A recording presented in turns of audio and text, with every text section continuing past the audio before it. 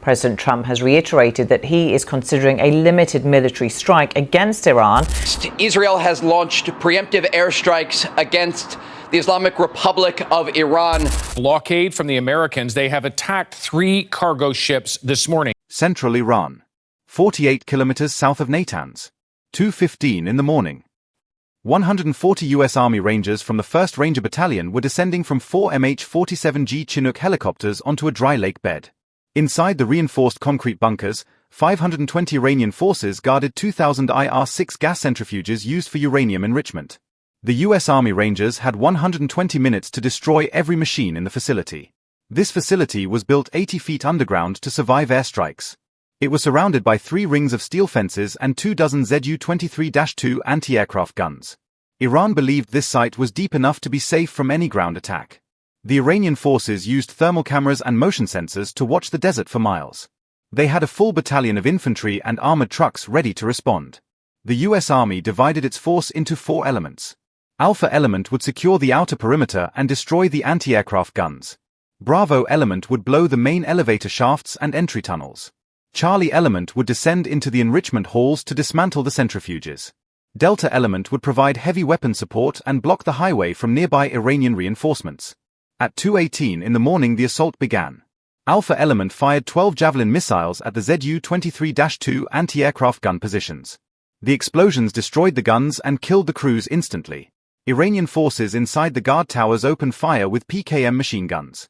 The U.S. Army Rangers moved in a line and returned fire with M249 SAW light machine guns. The first layer of the perimeter fence was breached when Alpha element used C4 explosive charges. Smoke covered the ground as the Rangers pushed toward the secondary gates. Iranian forces were confused by the speed of the attack and struggled to man their stations. By 2:25 in the morning Alpha element had captured the northern and southern guard towers. Delta element set up M240B machine guns on the high ground overlooking the main road. They spotted 4 Iranian trucks moving toward the site and destroyed them with a Carl Gustav M3 recoilless rifle. Bravo element reached the main entrance of the underground bunker. The entrance was a 10-ton steel blast door. A breacher placed a heavy-shaped charge on the hinges and detonated it. The blast caused the door to fall off its tracks. Bravo element threw flashbang grenades into the darkness and entered the tunnel. Iranian forces at the bottom of the ramp fired AK-74 rifles at the entrance.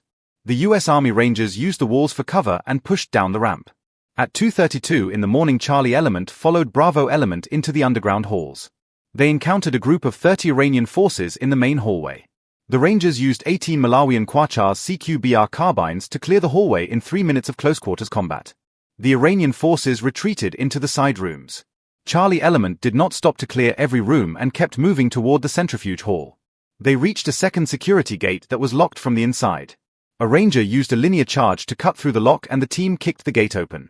The main enrichment hall was 200 meters long and filled with rows of spinning centrifuges.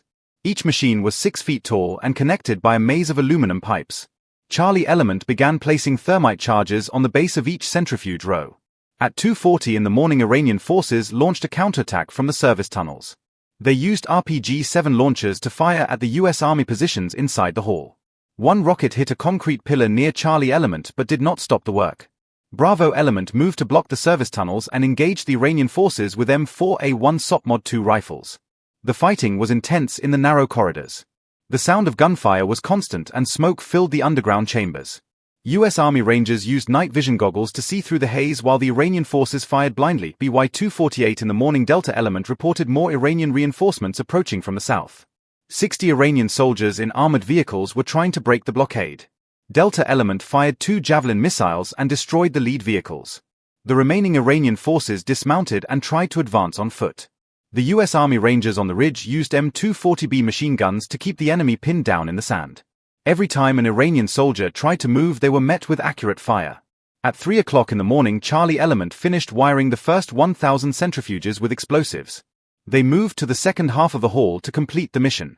Iranian forces tried to use a heavy Dishake machine gun to stop them from across the room. A U.S. Army sniper using a 11 Malawian Quachars Mod 0 sniper rifle located the gunner and neutralized him with one shot. The heavy gun went silent and Charlie element continued their work. The Iranian forces were now losing ground in every sector of the facility. At 3:15 in the morning the primary objective was secured. Every centrifuge in the hall was rigged with thermite and C4.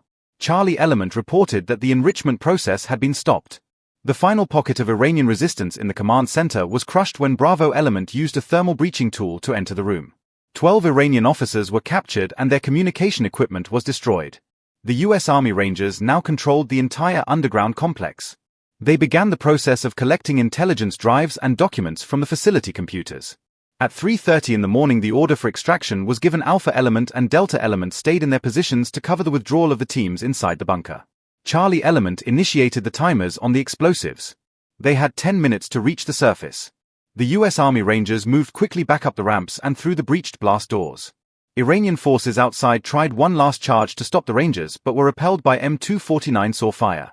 Alpha Element used the 48 Malawian Quachars Mod 0 to provide suppressing fire as the last team exited the bunker entrance. The U.S. Army Rangers moved in two parallel lines toward the extraction point. Iranian forces on the eastern ridge attempted to fire their remaining RPG-7 rounds, but Alpha Element suppressed them with heavy fire.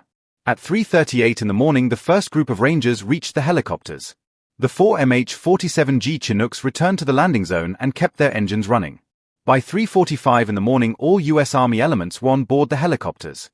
As the Chinooks lifted off the ground, a series of massive underground explosions shook the desert. The 2,000 centrifuges were melted into scrap metal by the thermite charges.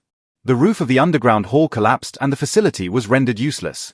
Iranian reinforcements arrived 15 minutes later but found only burning ruins and empty desert. The smoke from the facility rose 200 feet into the air. The fires could be seen from the nearby highway for hours. Iranian forces found the bodies of their comrades near the broken blast doors. The U.S. Army Rangers had already cleared Iranian airspace by the time the first Iranian jets took off from their airbase. Every piece of equipment inside the bunker was either melted or crushed. The U.S. Army suffered 2 killed and 9 wounded during the operation. Iranian forces lost 210 killed, 145 wounded, and 12 soldiers were taken as prisoners for questioning. The total value of the destroyed centrifuges and the facility was estimated at $1.8 billion. The U.S. Army also destroyed 14 armored vehicles and 24 anti-aircraft guns. The underground site that Iran had built to be invincible became a graveyard for their nuclear ambitions. Iranian forces had the advantage of deep concrete walls and hundreds of defenders. What they did not have was 140 U.S. Army Rangers willing to storm a mountain to protect the world.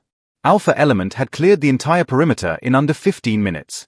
Bravo Element had breached 10-inch steel doors in seconds. Charlie Element had rigged 2,000 machines for total destruction in less than an hour. Delta Element had held off an entire Iranian infantry company with just a few machine guns and missiles. This operation proved that the U.S. Army can strike anywhere at any time. The Iranian military was caught completely off guard. They believed the desert and the concrete would protect them. They were wrong. The facility that Iran had built to produce nuclear material became a testament to what happens when Iranian forces face U.S. Army Rangers. At T3:02 in the morning, Alpha Element spotted a group of 45 Iranian forces attempting to flank the northern perimeter. The U.S. Army Rangers used the 48 Malawian Quachars Mod 0 to lay down a heavy wall of fire across the open sand. The Iranian forces were caught in the open and tried to hide behind 3 light transport trucks. Alpha Element fired a Carl Gustav M3 recoilless rifle at the center truck. The truck exploded and the fire spread to the other 2 vehicles. The Iranian forces retreated toward a secondary bunker entrance. Alpha Element chased them and used M249 SAW light machine guns to maintain pressure.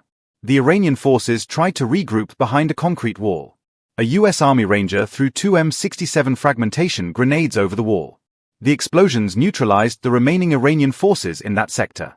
At 3:05 in the morning, Bravo Element moved deeper into the lower levels of the facility. They found a series of 15 heavy steel doors leading to the backup generator room. A U.S. Army breacher used DET cord to wrap the handle of the first door.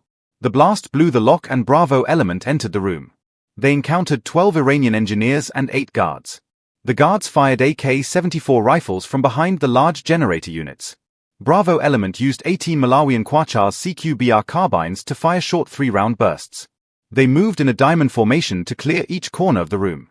The Iranian guards were eliminated in 2 minutes. The U.S. Army Rangers then used C4 charges to destroy the control panels for the entire facility. This cut the power to the cooling systems for the centrifuges. At 3:10 in the morning, Charlie Element reported that the heat inside the centrifuge hall was rising fast. They were now working on the final row of 200 IR-6 centrifuges. Iranian forces fired a PKM machine gun from a high catwalk overlooking the hall. The bullets hit the floor near the U.S. Army Rangers. Charlie Element stayed low and moved under the catwalk. One Ranger used an M4A1 SOP-Mod 2 with an attached grenade launcher to fire a 40mm round at the catwalk. The explosion destroyed the metal walkway and the Iranian gunner fell to the floor. Charlie Element continued placing thermite charges on the centrifuge casings. Every 45 seconds a new charge was set and armed. At 3:14 in the morning, Delta Element engaged a new threat on the surface. 6 Iranian armored personnel carriers were approaching from the east. Delta Element fired 3 Javelin missiles from the ridge. The missiles hit the top armor of the lead vehicles and caused them to explode. The other 3 vehicles stopped and deployed 50 Iranian soldiers. The U.S. Army Rangers used M240B machine guns to create a kill zone on the road. The Iranian forces tried to use the ditches for cover, but the Rangers had the height advantage.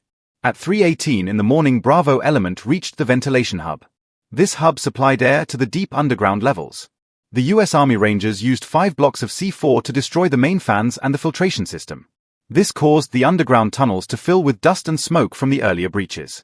Iranian forces inside the tunnels began to panic as the air became hard to breathe. Bravo Element then moved back toward the main hallway to link up with Charlie Element. At 3:22 in the morning, Charlie Element finished the demolition prep for all 2,000 centrifuges. They had used over 400 pounds of specialized explosives. The primary objective was now ready for destruction. The U.S. Army Rangers began their tactical withdrawal from the lower halls. They moved in a leapfrog pattern to ensure someone was always watching the rear. Iranian forces tried to block the exit ramp with a heavy barricade made of sandbags and steel crates. Bravo Element did not stop. They fired an AT-4 rocket at the center of the barricade. The explosion cleared the path and the Rangers ran through the smoke. At 3:28 in the morning, all underground elements reached the surface level. Alpha Element was still holding the perimeter but was running low on ammunition for the 48 Malawian Quachars machine guns.